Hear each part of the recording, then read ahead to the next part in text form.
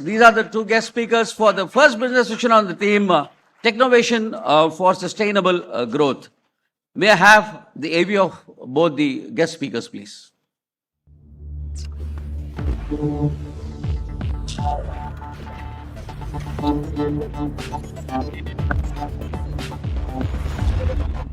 Dr. Ashwin Mahalingam is a faculty in the Building Technology and Construction Management Division of the Civil Engineering Department at IIT Madras. His research interests include public-private partnerships (PPP) in infrastructure planning and management, the management and governance of large engineering projects, and the use of technology in infrastructure development. Ashwin is also a co-founder of Okapi Advisory Services Private Limited and serves as a director on the board. He is the editor of the Engineering Project Organization Journal. Mr. Girish R. Vishwanathan, Director Tech Earthonomic Engineers Private Limited, Head Tech R&D, Chi Square Private Limited, Singapore. Girish is a seasoned sustainability professional and entrepreneur with a specialization in energy analytics. His expertise encompasses various fields including 3D digital twin technology, city mapping for climate change initiatives including water and energy conservation strategy development, ventilation system design, automation and retrofits. In recognition of his contributions to the field, he received the IGBC Fellowship in the year 2020, becoming the youngest Indian to receive this honor. With over 15 years of experience, Girish has successfully managed and led award-winning green projects across diverse sectors including FDIs, retail, healthcare, hospitality, government and educational institutions. Girish is also actively engaged in collaborations with different green building councils and regularly serves as a specialized trainer and lecturer at reputed institutions worldwide. What a delight having both of you with us this morning. May I now request Professor Ashwin, followed by Mr. Girish, to share their insights, and then we will take the Q&A.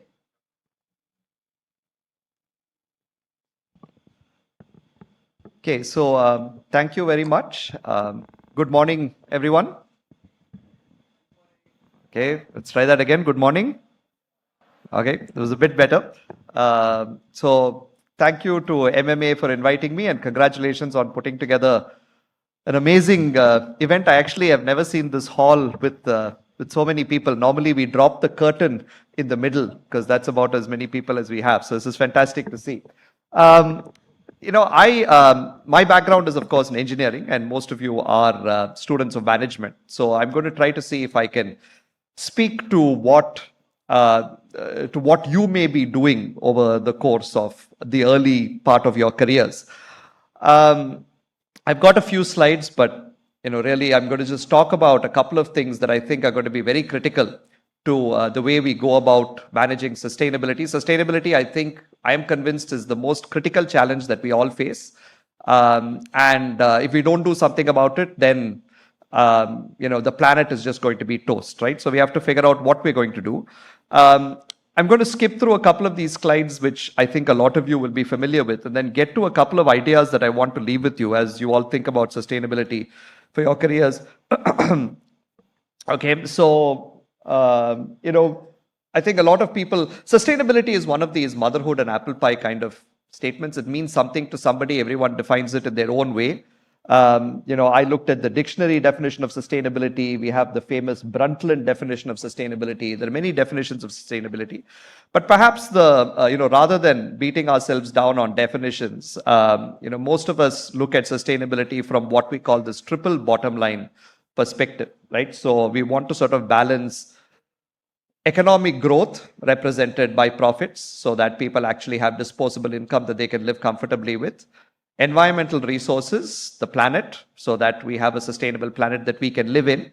And of course, social equity and justice, which is the people component, right? So this is essentially, so when we start looking at sustainability, we want to balance all of these three. And I was listening to some of the speakers in the first session. And of course, it's very difficult to do all of this because there are trade-offs. If I want to protect the environment, then in some cases that means I should consume fewer resources, which might reduce the amount of economic activity that I do, right? And if I want to increase the amount of economic activity by providing jobs to people, then that might lead to a greater consumption of resources. So many of these things have trade-offs. What we need to sort of be aware of is that while we're making these trade-offs, there are certain limits that we can go to and certain limits that we have to avoid. There are some very interesting frameworks that I would encourage all of you to sort of browse and read and learn about. One of these frameworks that I like is something called the Planetary Boundaries Framework. Okay, the Planetary Boundaries Framework talks about, I guess there are 9 or 10 sort of different elements here, climate change being just one of them. And it sort of says the planet can take so much on each of these dimensions. So we can take a little bit of climate change. We can take a certain amount of ozone depletion. We can take a certain amount of ocean acidification and so on. And once you sort of cross these boundaries, then all hell breaks loose, right? So what sort of comes out of this is that we need to be very aware of the kind of activities that we're doing and to what extent we're actually pushing the planetary boundaries. And as long as we can sort of combine economic, social, and environmental activities within these planetary boundaries, we're sort of in good shape. But the only way we can do that is by doing something that we haven't really done a lot of before, which is measuring what we do. Right. So a lot of, I think Mr. Ramani was saying in the previous panel that I think governments provide more lip service to sustainability than actual sustainability. And in a lot of cases, what that means is, we sort of say we do X, Y, Z, but we don't really measure what we do. So the rage today, for instance, is planting Miyawaki forests, right? So everyone wants to plant a Miyawaki forest. It's probably a good thing to do. I'd rather have trees than not have trees. But what exactly is the impact of a Miyawaki forest? Okay. Presumably, it sequesters some carbon dioxide.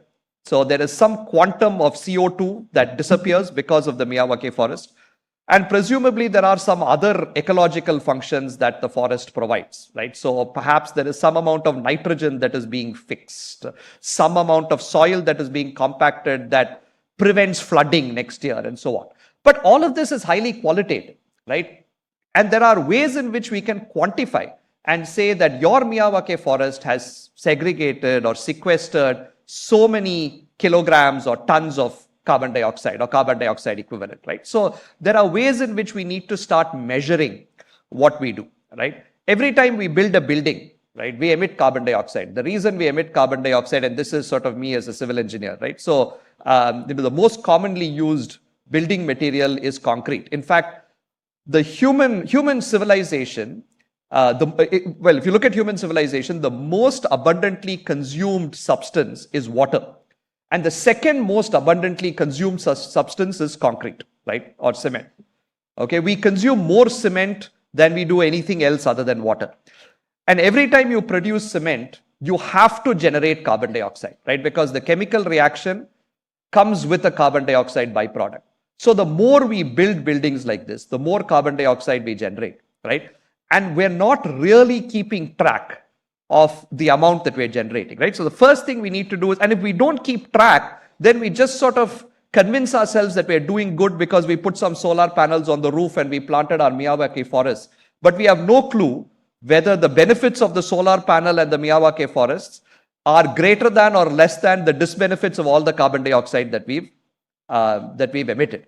So we're very, very clear, and I'm very, very passionate that we have to start measuring things. We have to start calculating emissions for everything that we do. It could be big things like building a building, or it could even be personal things, right? For those of you who took public transport today, you contributed to lower emissions than people who drove here. And the people who drove here with air conditioning on in their vehicles contributed to more CO2 than people who drove here with less air conditioning on or not using air conditioning in their vehicles, and so on and so forth. And if we can measure our own footprints, society's footprints, the footprints of all the economic activity that we're doing, then we can see whether or not we're pushing the planetary boundaries or not. And if we get close to the boundaries, we can sort of figure out interventions. If we're not close to those boundaries, it's fair game, right? And we can actually start developing economically without necessarily restricting ourselves, right? So I think measurement is something that's very, very critical that I want to leave you with. There's lots of perils of unsustainable development, climate change. I'm not going to get into all of this in a lot of detail. But I also wanted to point out that the environment and society are inextricably linked. I really like this cartoon where there's this, on your right, there's this relatively, poor lady who's essentially spending most of her time looking for water. And because she spends most of her time looking for water, she can't do many other productive things. And therefore, she ends up sort of continually being below the poverty line. On the other hand, on the left, you have, another woman who is able to sort of advance in her career because she's able to work more productively, primarily because some of those sustainability related challenges have been solved, right? So gender, sustainability, diversity, inclusion, all of these are extremely important. I mean, we got to look at, the reason I make this point is when we measure, we typically measure environmental impacts, but we've got to realize that sustainability has societal impacts as well. There's this very interesting story that somebody told me some time ago, which really made me think. We like using electrical appliances as opposed to, say, coal-fired appliances. So, for instance, we think electric vehicles are probably a better solution than fossil fuel-powered vehicles, right? So it makes a lot of sense. Electric vehicles supposedly emit less because you're not burning fossil fuels, and it's solar energy, which is renewable, etc. But here's the thing. If you want to look at the batteries that you have for electric vehicles, typically you have these lithium-ion batteries, okay? Lithium-ion batteries have cobalt in them, right? So cobalt has to come from somewhere. So it comes from underneath the ground. Anybody knows which part of the world you have the largest cobalt deposits today? Anybody want to take a guess? Which continent? Right? So continent is Africa. The country is the quote-unquote Democratic Republic of the Congo. Now, the Democratic Republic of the Congo has perhaps the worst human rights record among all the, 180 odd countries in the world, right? What that means is there are 10 and 11-year-old kids that are being sent into those mines to mine the cobalt for you and me to have lithium-ion batteries that we can use for our electric vehicles, right? So should we feel good about the fact that we're using lithium-ion vehicles, using electric vehicles and saving the environment, or should we feel bad about the fact that there's a 10 or 11-year-old kid who's going down into those mines trying to mine cobalt for us, right? So measuring environmental impact is part one. But part two is really also looking at the social consequences of what we're doing if we want to be truly sustainable. And these are very, very difficult things to do, by the way, right? But things that we all have to keep in our mind as you, for instance, make business decisions. I'll make one more point and stop. If you want to solve the sustainability problem, if you want to solve both the environmental problem and the social problems that I talked about, there are a bunch of solutions, right? So people at the IITs try to look at engineering solutions, right? That's what we do. We try to sort of figure out ways in which we can engineer ourselves out of this mess, right? So can I figure out a building material that doesn't emit as much carbon dioxide as cement, right? Is a question that I would ask. A lot of people work on nature-based solutions, right? And again, you can look at mangrove swamps to prevent flooding and runoff and things like that, right? So there are lots of clues that we can take from nature. Both of these are technical, and many of you working in management may not necessarily have the background to sort of go deep into these, although you should. But items 3, 4, and 5, I think are going to be critical in our fight against climate change and our fight towards sustainability, which falls straight within the strike zone of all of you sitting here, right?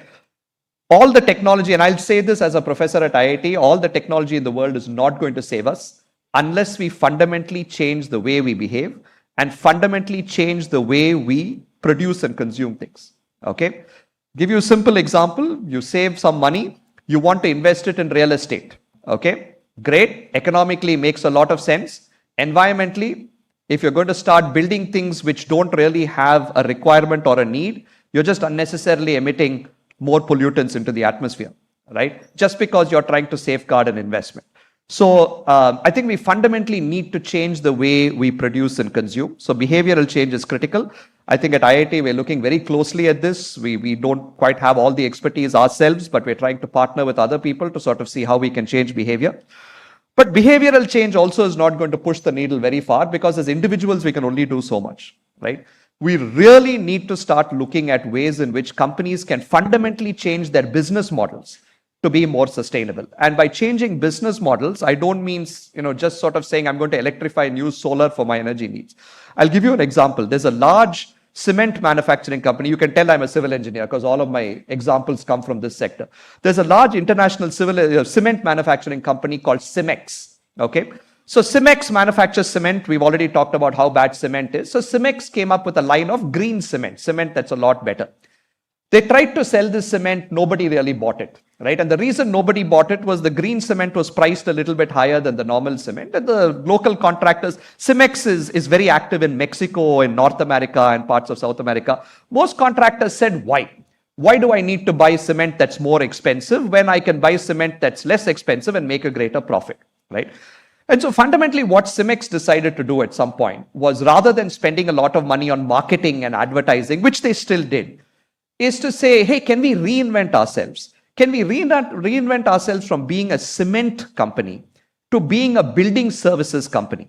Can we actually, instead of working with contractors and trying to sell our cement to them, because they only want the cheapest cement, can we move up the value chain and work with designers to design buildings that will require the use of our cement? So the designers will then specify that you use this cement. The contractor will have no choice but to use this cement. Right? So they went from being a cement manufacturing company to a building solutions provided company. They went from working, their customers were no longer cement companies, so the customers were no longer contractors, their customers were actually designers. Right? So this is an example of what I would call a business model change. Right? They fundamentally changed the business that they were in. And we have to really start thinking about how companies are going to fundamentally change the way they model their businesses, which again is something that management students should really look at. And then finally, we have policy change. Again, I think Apurva, madam, talked about this a little bit in the previous sort of panel.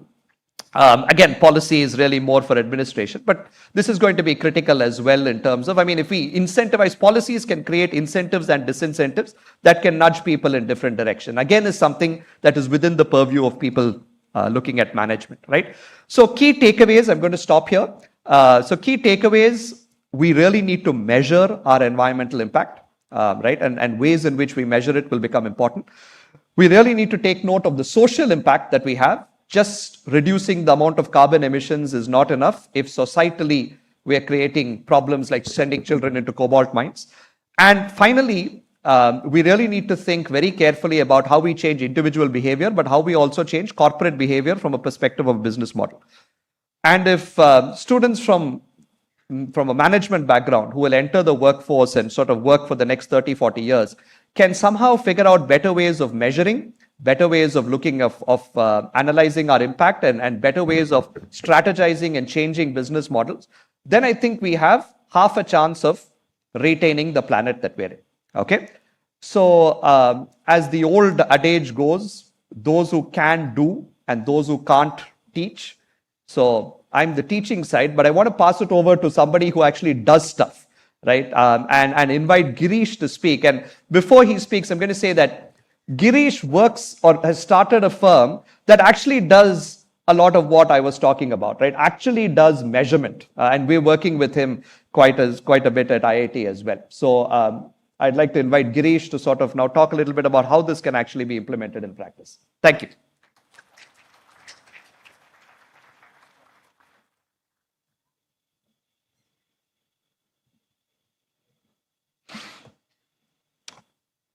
Very good morning to everybody.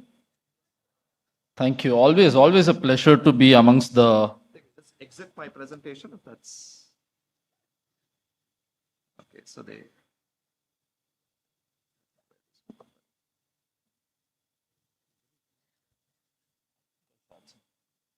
A 3-slider or something. Yeah. This is...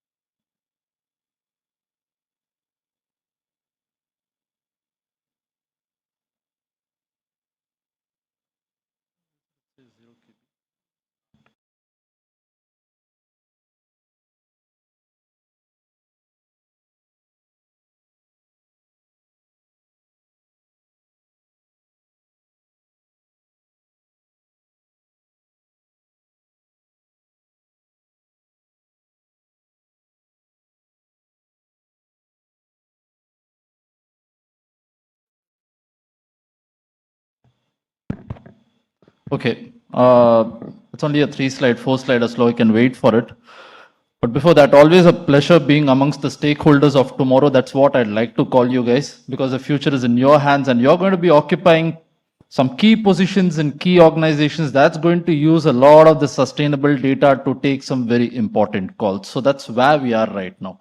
So before my presentation comes up, I'm just going to dwell a little bit more on the triple P bottom line. What is this triple P bottom line? People, planet, profit.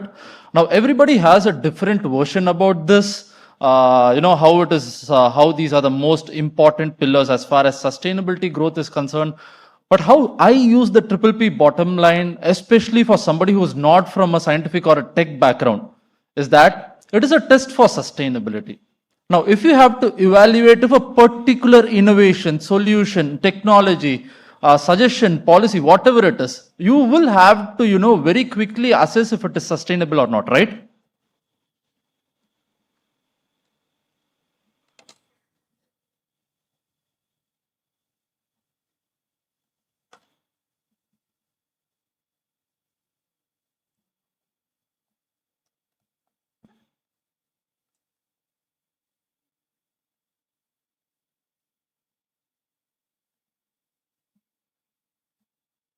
Perfect. Thank you so much.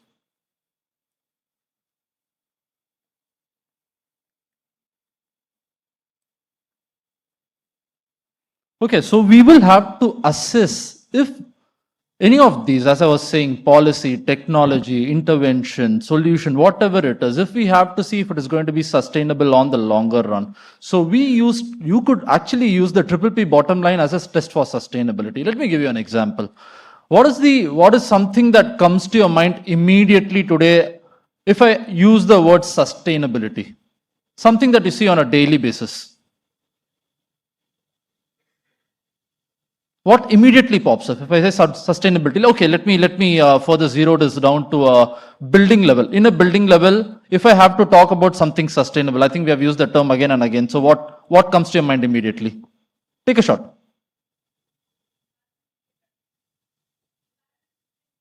Environment friendly, but if I have to talk specifically about a solution, what comes to your mind?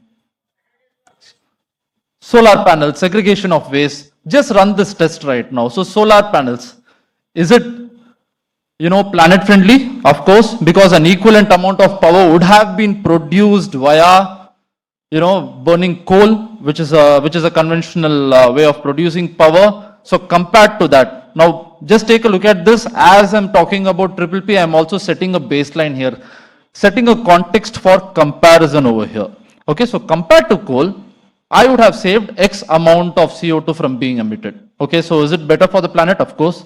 Is it better for the people? Again, of course, because the air quality associated with power produced from solar panel, it does not impact the air quality at all, whereas something that is generated via coal definitely has an impact. Finally, as far as profitability is concerned, after 3 years, today, the payback period for a solar panel is about 3.5 years. If you include subsidy, it comes to about 2.5 years. So that's the math behind it. So at the current cost of power, you make your money back in 2.5 years. The next 15-20 years, depending on the grade of the panel and quality of the panel, is almost free power. So people, planet, profit, it ticks all the 3 boxes essentially. So you apply this rule to waste segregation, you apply it to LED, wherever you apply this to, you will see that it ticks all the 3 boxes. So essentially, coming back, if you would want to actually check up whether a particular solution meets a requirement or not, you could always run this test.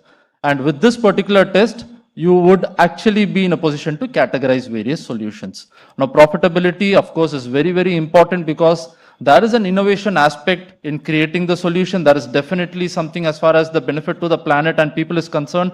But then to take this forward, to make this far reaching and to make this ensure wide adaptability, you also have to make sure that the solution starts sustaining itself. Else, it remains in the paper, it never comes to the market. That's also a reason why Triple P plays a very, very important role. Now, given this scenario, where do you think there is an opportunity for innovation as such? Okay, so this is what we call the infinite loop of consequences. A, you have a problem, you have a solution associated with it. Now the solution creates a new problem and you have a new solution, and this keeps going on and on and on. Now the bigger the solution, the bigger the problems associated with it. Again, dwelling on the solar panel itself. Today, the buzzword is decarbonization. Okay, so some years back, net zero actually gained a lot of prominence, but then there were a lot of these big companies that had the deep pockets to compensate for their energy consumption with equivalent amount of renewable energy consumption. Now, this could be solar on-site, or this could be something off-site, a wind power, or a large solar farm off-site. Either ways, they could produce enough amount of power more than what they consume, and hence they used to call themselves net zero.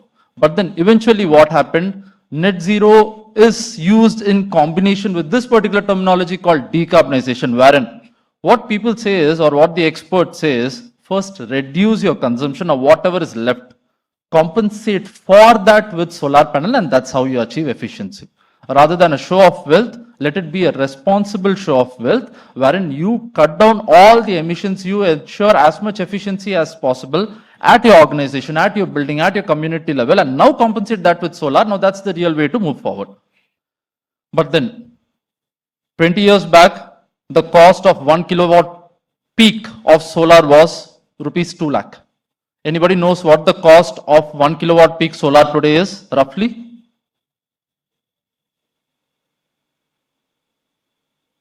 So it ranges anywhere between 35,000 to 50,000 rupees, depending on the grade, make, etc. So it's come down by 75%, and there is a large scale adoption. Now, decarbonization, what's the problem? Solution is solar panel to produce renewable energy. Now, what is going to be the bigger problem probably 10 years, 15 years from now?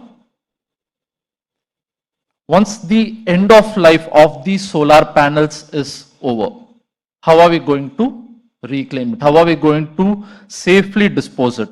Now, science tells us that if done properly, 90% of reclamation can be done. But if you take a look at the complete process, harvesting the raw material, manufacturing it, transporting it to a location, installing it, and then the solar panel produces power, and then there's an end of life. There is a 6-stage process to this. Of this 6-stage process, there is only one particular stage, which is manufacturing of power, wherein the solar panel does not have carbon footprint associated with it. 5 of the other 6 aspects, if you take a deeper look, installation, production, transportation, end of life transportation, safe disposal or extraction, everything has a carbon footprint associated with it. So for every problem, there is a solution, and bigger the solution, the bigger the problems it is going to create in future. I can give you another example, which is the windmills. I mean, today it's the order of the day. But windmill blades for a 2 megawatt windmill, just giving you a very quick approximate number, one blade is roughly around 800 to 900 square feet. The overall area consumed by one blade of fiber reinforced plastic, and every windmill comes up with 3 such blades. So we are talking about an equivalent house, 1,800 to roughly about 2,400 square feet. That's the area that takes up. Imagine the number of windmills that will be phased out over a period of time. So that's what we are talking about here. But then, rather than seeing this as a problem, if you start seeing this as an opportunity to provide innovation, at each of these steps, if you can introduce certain aspects using your baseline criteria, as you start,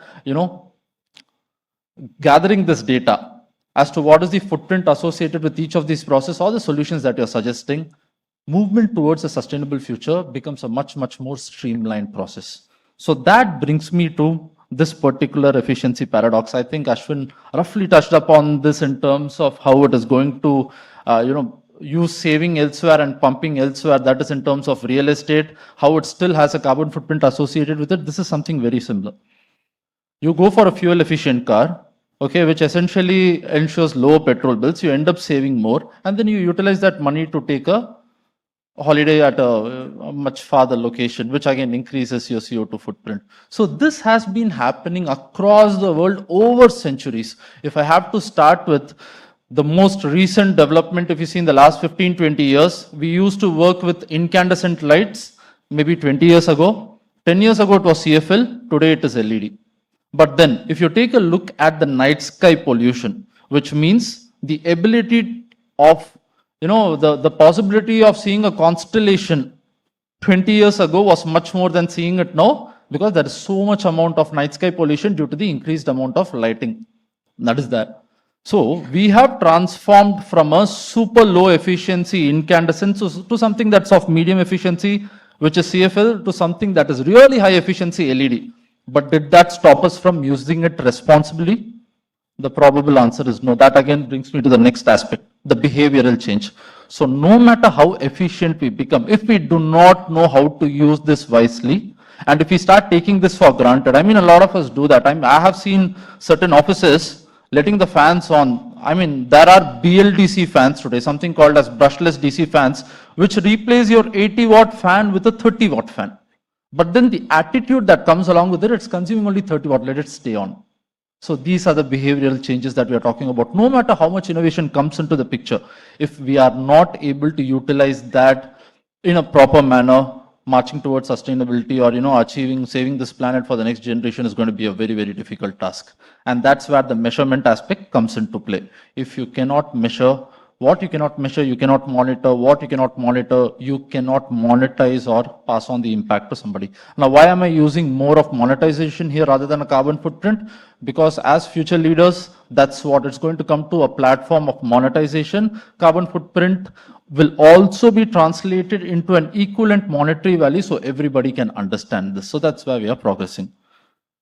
Now, if I have to give you another example of how problems create solutions, create bigger problems. One classic example that I remembered when Mr. Ramani was talking was about the Bangalore, the server incorporation. Okay, when the IT boom actually came into India, people actually chose Bangalore as that destination. I mean, all these IT companies. Why?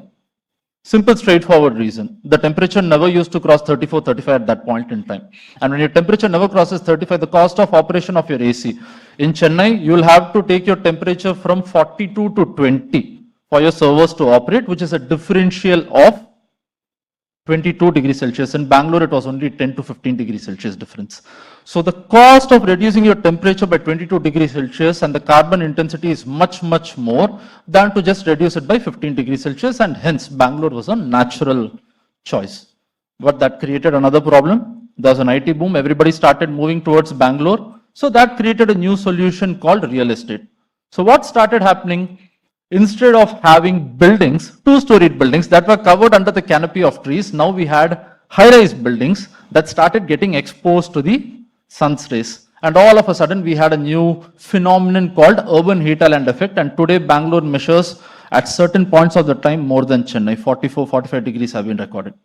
Because all this exposed concrete absorbs the heat, releases the heat back into the atmosphere. And then we have a city that's probably, which was termed as a retirement city as 34, 35 degrees Celsius max for 10 days in a year, now experiences 3 months of intense summer. That's where we are.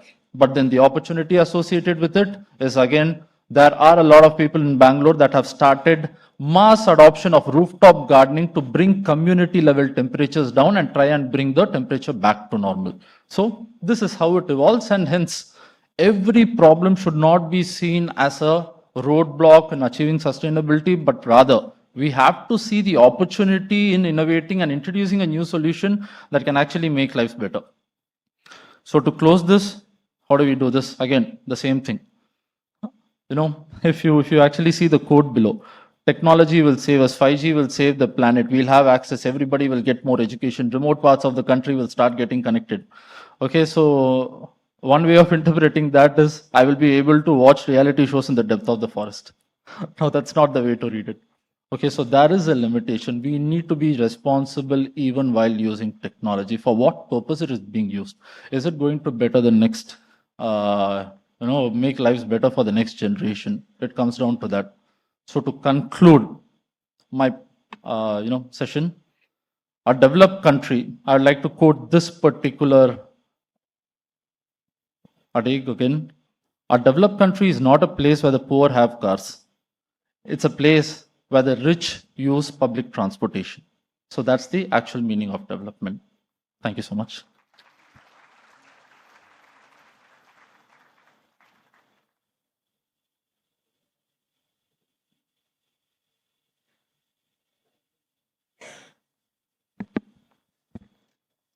Thank you, Girish. We have received some questions online and they are already with the guest speakers.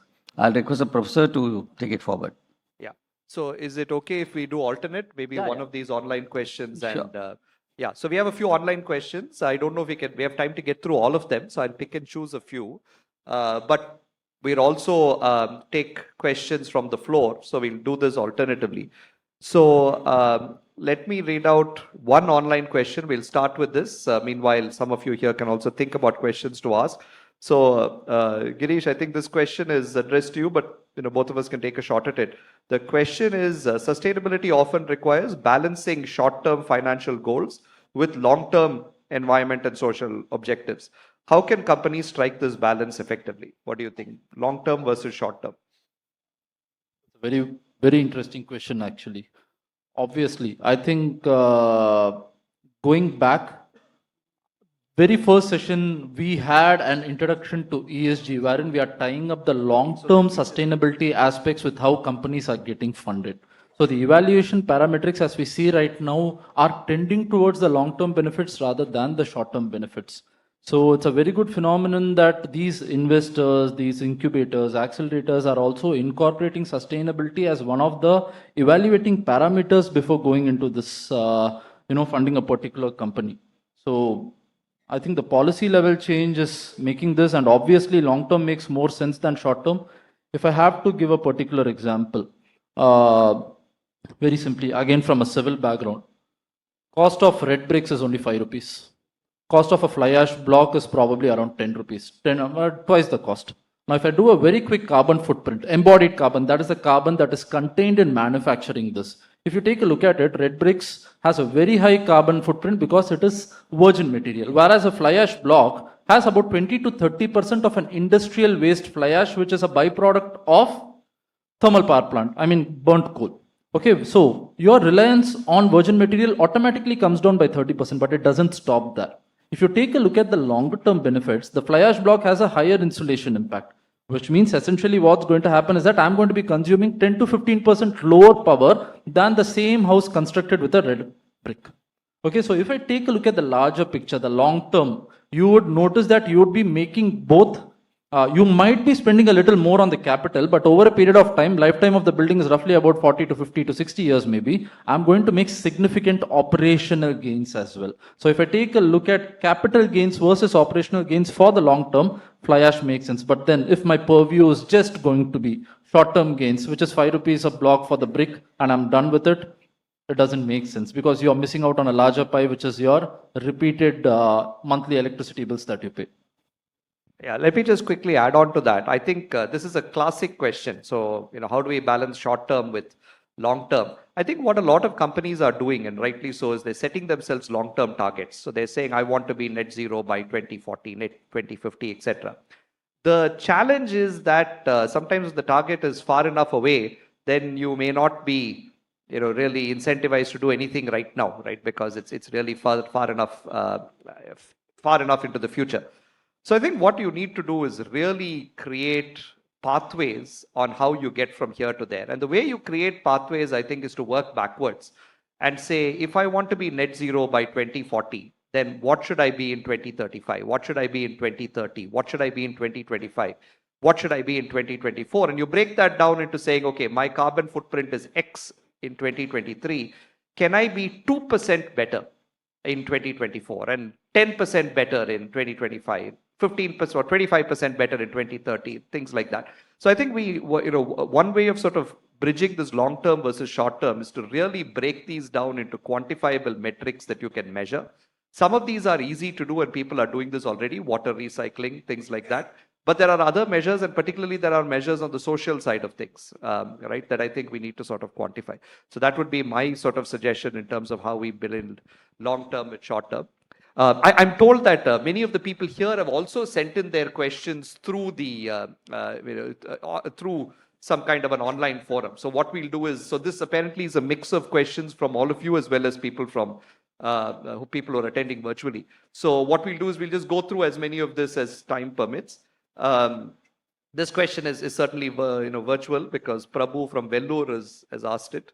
And the question here is, are there specific skills or competencies that students should focus on to excel in the field of technovation for sustainable growth? Again, Girish, if you want to start. I think I'll have a one-line reply for this. I think passion drives passion. First, we'll have to understand that this is a pressing requirement, and any contribution towards this particular sector is probably service to mankind. So, first of all, you need to have that understanding that this is something, a contribution to environment, to the sustainability side of things, no matter which direction it comes from. It is a vital contribution. So whether you have that burning fire inside you to cater to that particular need, it all starts there.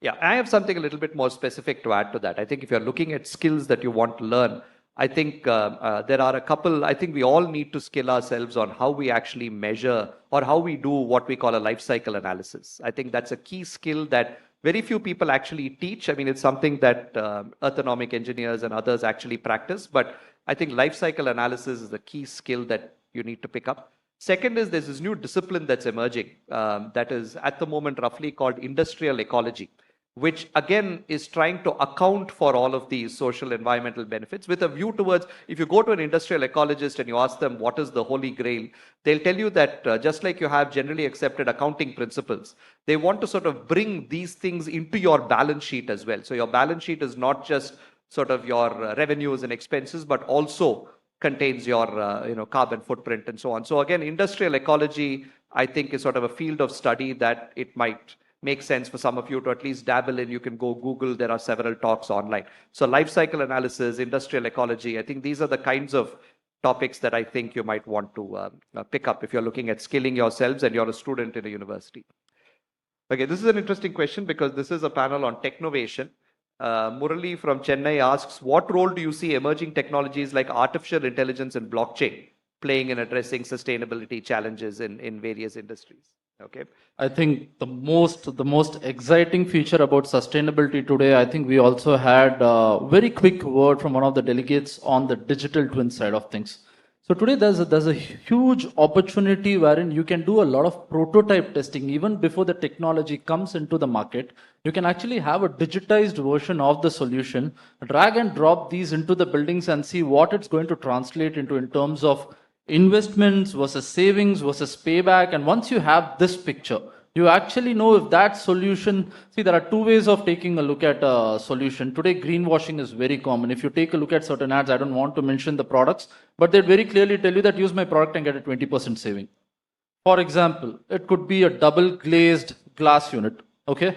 Now it would give me a saving in Chennai because it's super hot. Whether it would give me a saving in Bangalore, I do not know. Now, how do we empower somebody, a layman, to take this call? So blockchain, artificial intelligence, and data mining today is helping us do that, wherein we can drag and drop these technologies into digital twins, which are nothing but virtual replicas of actual buildings that exist or buildings that might be coming up in future. And then you can actually see if there is a financial versus savings impact associated with it.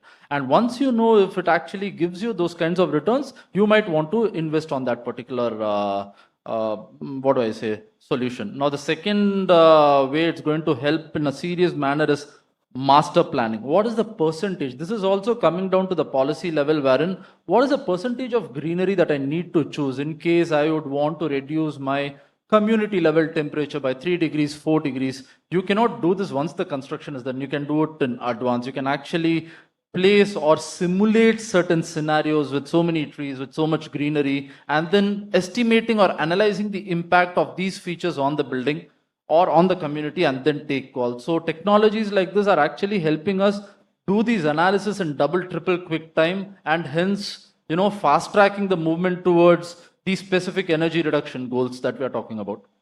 Yeah, again, to add on to that, I'll give you an example.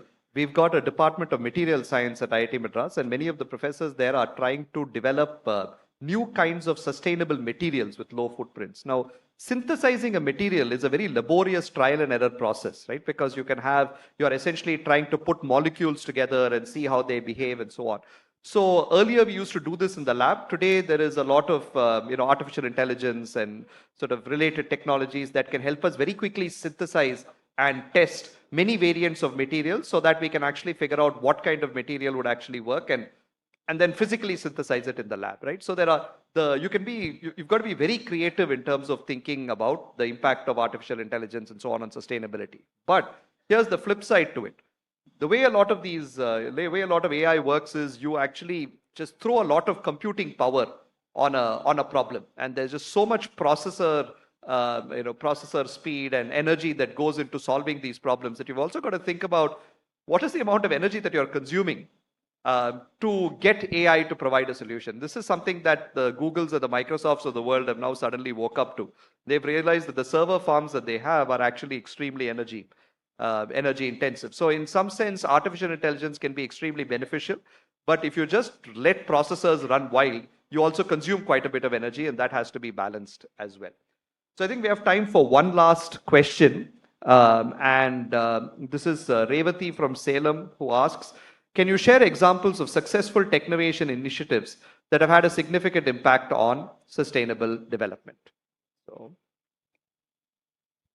Well, I think it comes down to the same vicious circle, right? Solution giving rise to new problems, giving rise to new solutions, so on and so forth. So there have been a lot of these. I mean, one thing that I personally love is the solar panels, because if you can utilize a solution to produce power and at the same time cut down the heat that's coming into the building by taking it on the rooftop, that is one amazing solution according to me, because it helps you, produce your own power. That's one such example. In fact, I would also love to talk about IoT-based solutions, which are taking energy efficiency to another level, indirectly, reducing the carbon footprints as well. So there are these sensors that can actually understand if a place is occupied or not, and depending on that, operate the machinery or the loads, lighting, fans, air cons in those particular rooms. So I'm just giving one example of IoT. There's a lot more that is associated with it. In fact, it's gone to the level where people actually measure carbon dioxide levels within a particular room, understand what would be the occupancy in that particular room, and supply fresh air and air conditioning based on these values.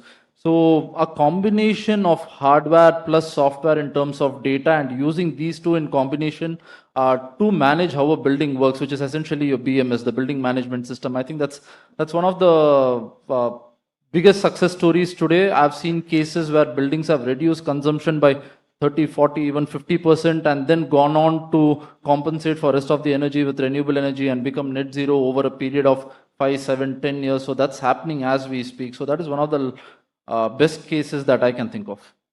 Great. Yeah, just wanted to add very quickly, there's no, we can spend days answering that question in terms of examples, but what is very heartening to see is that a lot of these examples are actually coming from startups, and many of these startups are being fueled by sort of very young, recent college graduates. I mean, we have an incubator that's 4 floors below here, where we've incubated upwards of 200 companies, many of which are using Technovation for sustainability, whether it's precision agriculture, electric vehicles. There's just so much, facilities management, innovative building techniques and technologies. There's just so much that's happening in the startup space. So hopefully some of you also have an entrepreneurial mindset and might actually start companies that help innovate in this sustainability space. Right. So we do have more questions, but I think we're out of time. So thank you all for your attention, and I'll hand it back over. Thank you, Professor. Ladies and gentlemen, they really deserve a fantastic round of applause. Very rarely you find a professor and a practitioner sitting together and sharing what they are doing for sustainability. I now call upon Mr. Shiv Kumar, Managing Partner, RV Industries, Managing Committee member as well, along with Mr. Valliyappa, who is Vice Chairman of Sona Group of Companies, and once again our Managing Committee member, to come and do the honor of presenting a memento to both the dignitaries on the dais.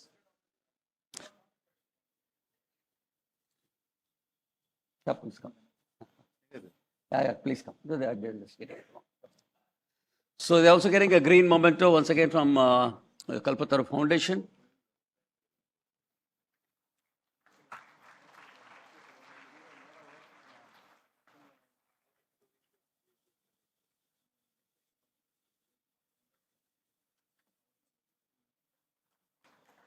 Okay.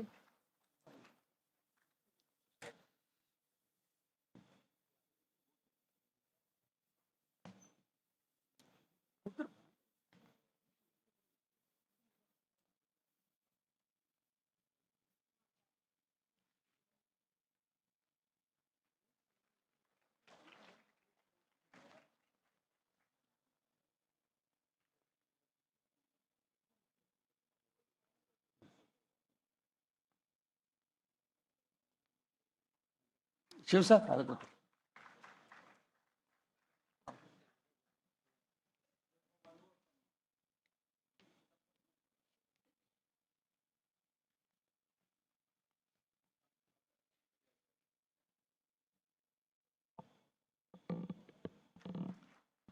Thank you so much. There have been so many takeaways from this session.